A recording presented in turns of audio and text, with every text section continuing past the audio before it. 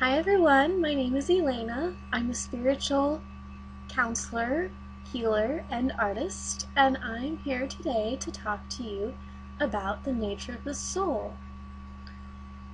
Now, the soul, as you may already know, or as you may be learning, maybe you have yet to touch on this yet, whatever point you are in your life, the soul is heart-oriented. Now, here in Western society, we are brought up, we are trained to look to the rational mind for answers, for insights into what may work best for us. And as you may have already realized, you might have had some experience or something, as I know that I've had, that tells you sometimes the best thing for ourselves, for our own self, is not necessarily rational. This is because the soul in itself is innately irrational, or seems irrational at least, to the mind. Now, as a soul, we are sourced from pure love. We are sourced from oneness, from bliss. All these things are natural to us. Whenever we were incarnated into these bodies, whenever we're incarnated into these lives, it becomes evident that what we're trying to experience here goes much deeper than just that innate bliss. It goes much deeper than just that desire to live perfectly and harmoniously. Now, in this world, because we are involved, we do have a mind, we are in the world of the physical, and there are things that exist and there are things that don't exist. Now, this is just a matter of fact. Things that don't exist, that's not to say that they ever will exist, and things that do exist, that's not to say that they ever won't exist, because life is always changing. There is a cycle, there is a process that we're all going through in this life. We come here, we're incarnated to learn, we're incarnated to grow, to be the being that we are. And sometimes in this life, especially 2012, is a time of very high energy, of high physical energy. It's a time of change, of opening of consciousness to the fact that all possibilities exist. And you may be noticing that as you go about your days, as you experience, as you desire, you dream, you create, sometimes you can do this almost instantly.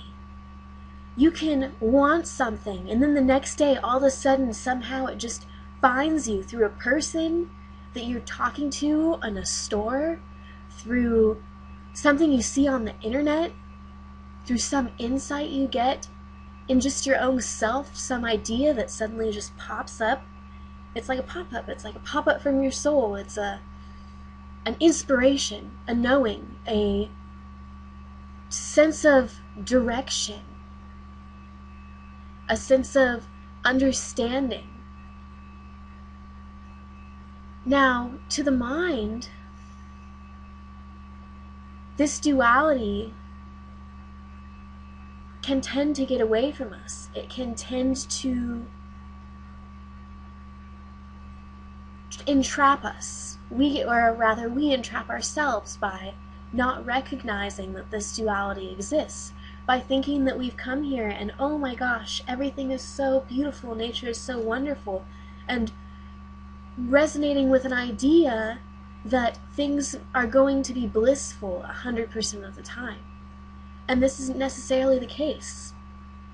The idea is not to be blissful 100% of the time. It's the knowing and learning of how to return to this bliss if something happens that doesn't feel so great, that doesn't seem so ideal for yourself. It's the knowing that even though you might be experiencing something on the opposite end of the spectrum of what you desire, you have the power, you have the thought to return to your true self, to return to your love, your soul, and to understand. The soul loves to reflect. It loves, in spirit, we have an attachment. We are all one. And we don't have, in spirit, we don't have much attachment to the physical world. Whenever we're incarnated into this physical body, we start to become attached. We start to deepen those attachments. What would it be like if we weren't attached to our body? What would it be like if we didn't want to be attached to our body? There would be this sense of separation of, I'm here, but I want to be somewhere else. Or I feel like I need to be here. I feel like my soul is here. There's soul here, and this is where I'm drawn to, but I want to be somewhere else. What would that be like? Now, the soul, whenever we come here, one of our aims, one of its desires is to feel these attachments, to deepen these attachments. And at the same time, because we're in a world of duality, we also want to be detached at the same time.